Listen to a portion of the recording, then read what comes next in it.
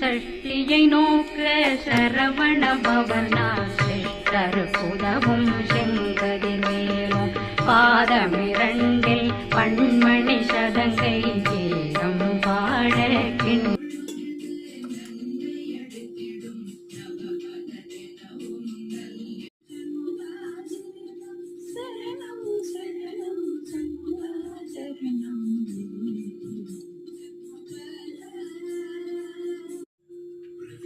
Thank you.